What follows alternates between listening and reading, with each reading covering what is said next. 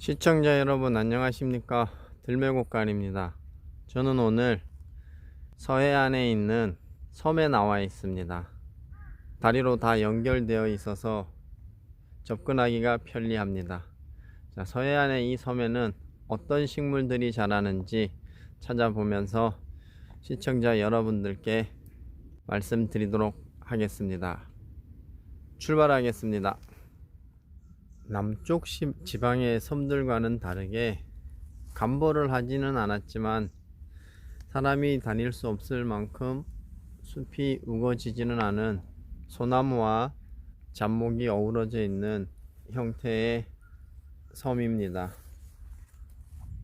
가장 먼저 보이는 것은 참치, 흔히 취나물로 알고 있는 참치가 보입니다.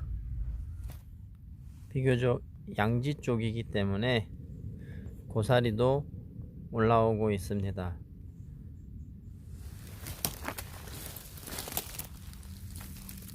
독성이 있어서 바로 드시면 안 되고요. 삶아서 우려낸 후에 묵나물로 활용하셔야 되는 맛있는 산나물 고사리입니다. 양지 바른 곳에는 참치도 새싹을 내밀고 있습니다. 자, 씨앗이 떨어져서 어린 개체들도 이렇게 보입니다. 바닷가의 야산이다 보니 소나무도 많이 있고요. 소나무 숲속에는 이토록 솜나물도 보입니다. 어린 잎은 나물로도 활용하고요. 뒷모습을 보면 섬유질이 굉장히 많아서 하얗게 분백색의 솜털이 많이 보입니다. 예전에는 부싯돌 키던 시절에 이 잎이랑 떡치를 말려서 부싯돌 불 붙이는 재료로 썼다고도 합니다. 야생화도 이쁘고 나물로 활용하는 솜나물입니다. 기름나물입니다. 뒷면을 보시면 기름을 발라놓은 것처럼 뺀질뺀질하게 생겼다 그래서 기름나물이라는 이름이 붙여졌다고 합니다. 나물로 활용할 수 있는 산형과의 기름나물입니다.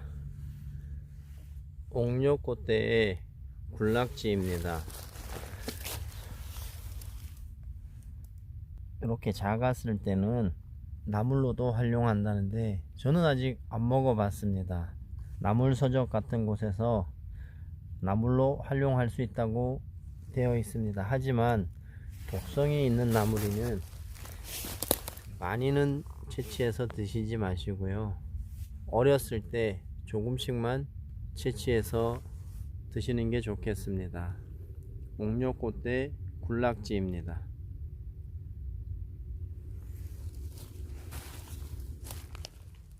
호라비꽃대하고 닮았으나 이 친구는 옥녀꽃대입니다. 자세히 보시면 꽃밥에 노란색 수술이 보이지가 않습니다. 호라비꽃대하고 옥녀꽃대의 비교 포인트인데요. 호라비꽃대는 수술이 굉장히 굵고 짧은 반면에 옥녀꽃대는 수술이 가늘고 좀 긴 편입니다. 그리고 수술과 수술 사이에 노란색 꽃밥이 보여야 되는데 보이지가 않고 있습니다. 이 친구는 옥녀꽃대입니다. 제가 중부 지역의 산나물 찾기 편에서 말씀을 드렸는데 고깔제비꽃은 이렇게 잎이 올라올 때 고깔 모양을 하고 올라옵니다. 꽃을 보지 않고도 찾을 수가 있겠죠. 잔대의 잎입니다. 가는잎 잔대거나 수원 잔대의 잎일 수도 있습니다. 하지만 꽃이나 여러가지 동정 포인트를 확인하신 후에 동정을 해야 될 것입니다. 하지만 저희들은 나물로 쓰기 위해서 영상을 촬영하는 것이기 때문에 잔대로 말씀드리겠습니다.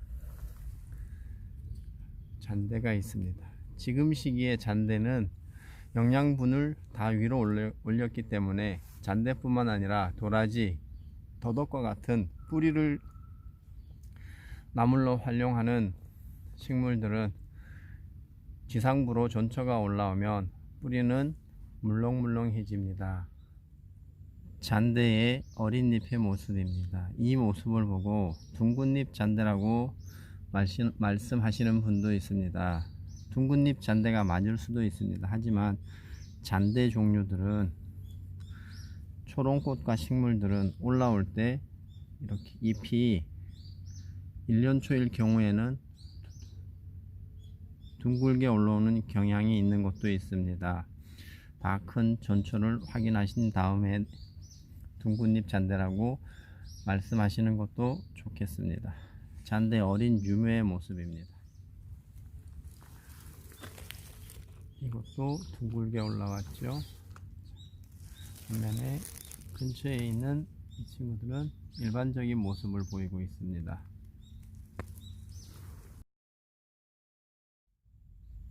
큰 까치 수영도 보이기 시작합니다. 큰 까치 수영이 있는 곳에는 뿌리로 번식하기 때문에 물이 지어서 있는 걸 볼 수가 있는데요.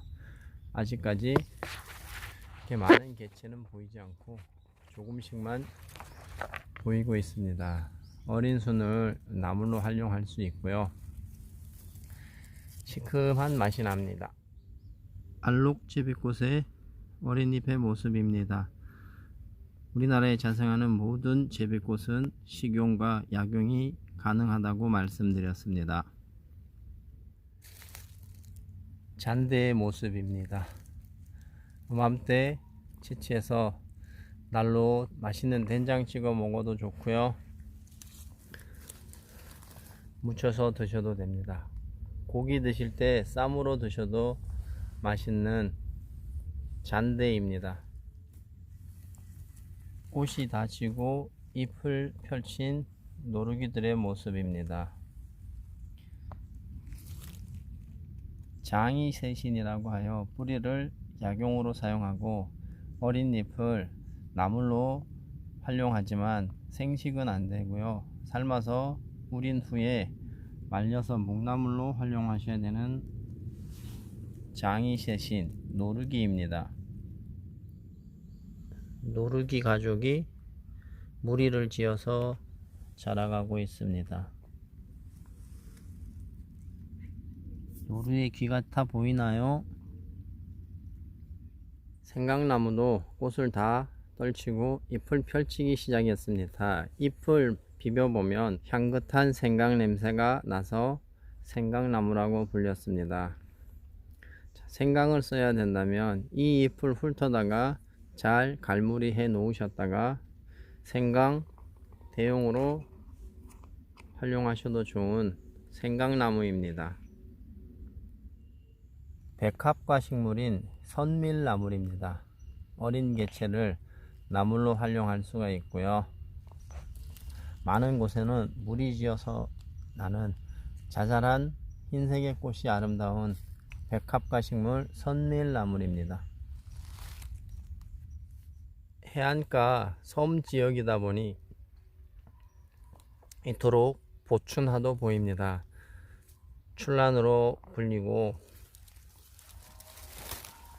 이 난초는 꽁밥이라 그래서 꽁이 즐겨 먹는 야생화라고 합니다.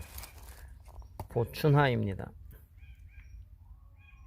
비록 어린 개체지만 더덕도 보입니다. 아까도 말씀드렸지만 더덕, 잔대와 같은 뿌리를 식용과 약용하는 식물들은 이른 봄철이나 가을에 잎이 지고 난 후에 채취해야 될 것입니다.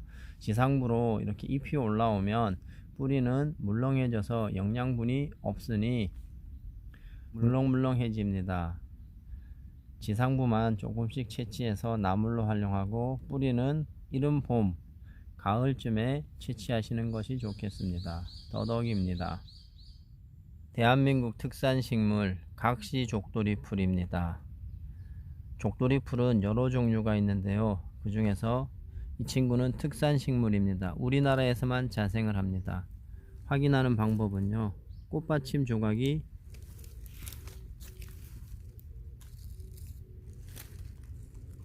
여기 보이시나요? 요 꽃받침 조각이 뒤로 딱 붙어 있습니다. 다른 것은 앞쪽으로 펼쳐져 있죠.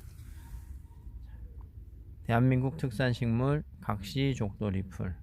뿌리를 세신이라고 해서 약용하는데요. 지상부는 나물로 활용할 수 없는 유독식물입니다. 둥근털 제비꽃입니다. 이렇게 올라오는 모습이 참치와 흡사하게 생겨서 혼동하는데요. 참치도 나물로 활용하고 둥근털 제비꽃도 나물로 활용합니다. 고라니가 그랬는지 돼지가 그랬는지 마구 헤쳐 놓았습니다. 안타깝게도 이렇게 노루기가 뽑혀 있는데요. 뿌리가 말라가는데도 이렇게 싱싱하게 살아 있습니다. 뿌리가 이런 식으로 가늘게 갈라져서 세신의 대용품으로 쓰는 장이세신이라고 부르는 노루기의 뿌리입니다. 다시 심어 놓도록 하겠습니다.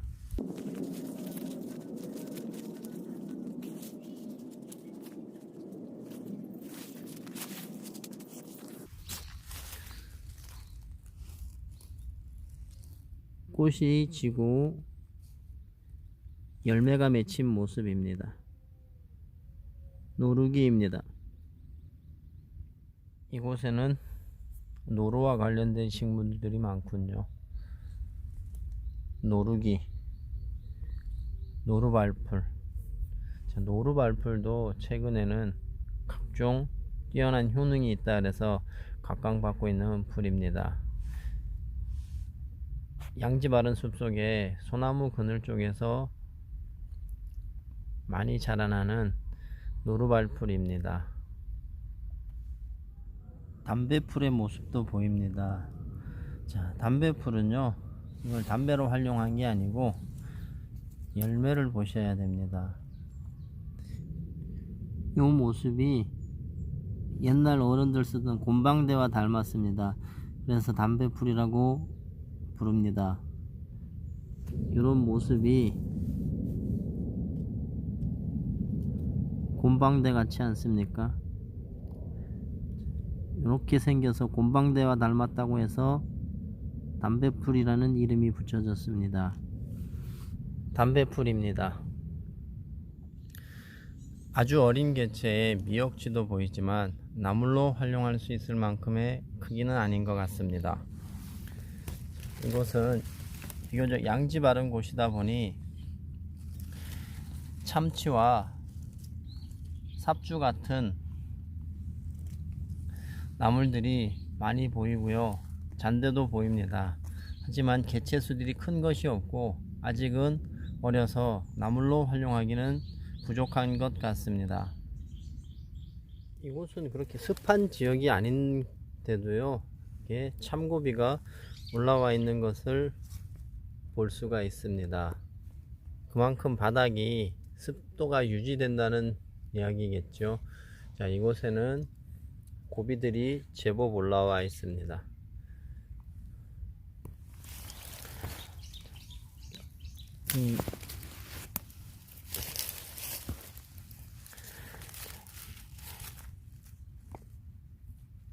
솜털을 제거하신 후에 삶아서 말리면 소고기가 부럽지 않다는 고비입니다. 자, 이렇게 채취한 후에 이거 제거해도 상관없습니다. 자, 이만큼씩 이런 연할 때 뜯으셔서 이런 거는 아직 덜 올라왔잖아요. 채취해서 솜털 제거한 후에 삶아서 말리시면 굉장히 맛있는 고급 나물입니다. 고사리보다도 훨씬 부드럽고 맛있습니다. 참고비입니다.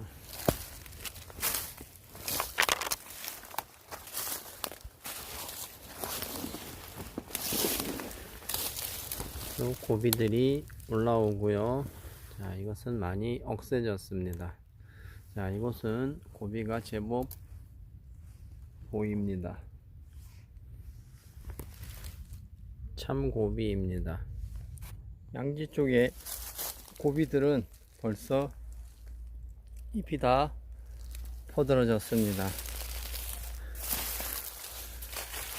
그늘과 양지의 확연한 차이를 보이는 식생의 모습입니다. 양지 바른 곳에 삼부추도 보입니다. 참치도 보이고요. 삽주에 어린 싹도 보입니다.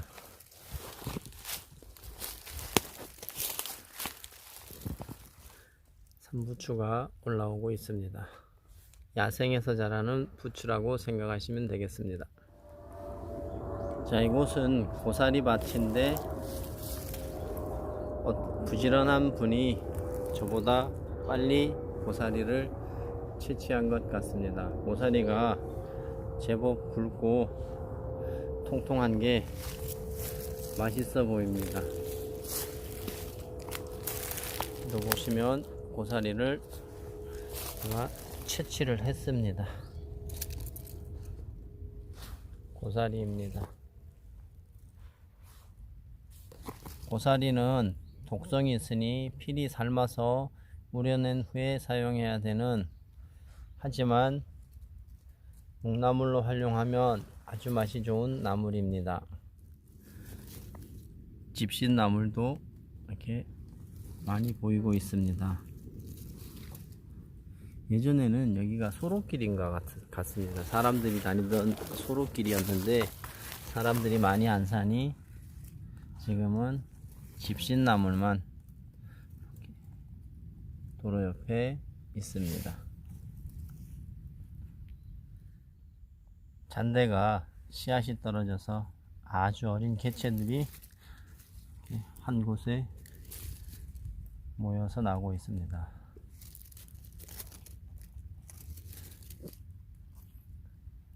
잔대입니다.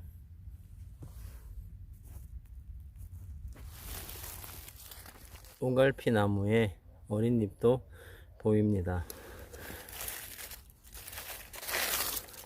간혹 가다가 어린 개체가 보이면 산삼인가 하고 마음이 설렐 때가 있지만 이내 실망하게 되는 오갈피 나무입니다.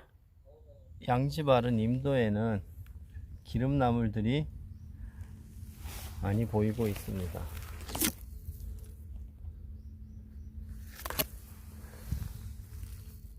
고추나물도 보이고요.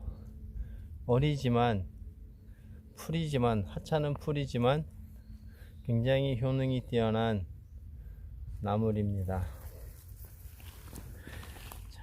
기름나물들이 많이 보입니다.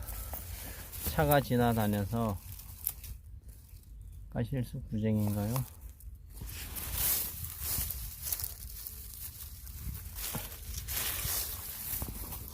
뚝갈의 모습입니다.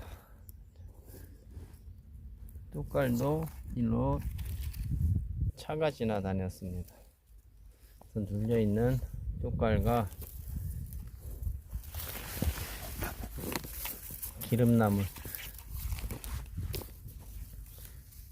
기름나물의 모습입니다. 앞뒤로 기름 발라 놓은 것처럼 뺀질뺀질합니다.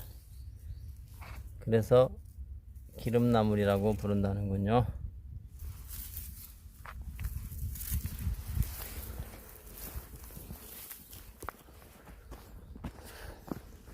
양쪽으로 심겨졌던 벚꽃이 지면서 눈꽃길을 만들어냈습니다. 아래쪽에서 올라왔는데요. 소나무와 소사나무, 다른 참나무 종류들도 있고요. 군데군데 삼벚꽃이 피어있는 그런 식생을 보이는 곳입니다. 양지 바른 곳에서 삽주싹이 올라오고 있습니다. 요맘때 채취해서 살짝 데쳐서 무쳐 먹거나 쌈으로 드셔도 되는 삽주싹입니다. 임도 경사면입니다. 이곳에는 이꽃들빼기가 자생을 하고 있습니다. 쑥도 보이고요. 그 옆에는 뚝갈입니다. 뚝갈도 어릴 때 나물로 활용할 수가 있습니다. 보시면 기름나물도 경사면에 보이고 있습니다. 양지 바른 곳에 자리 잡은 맑은 대쑥의 어린 잎들입니다.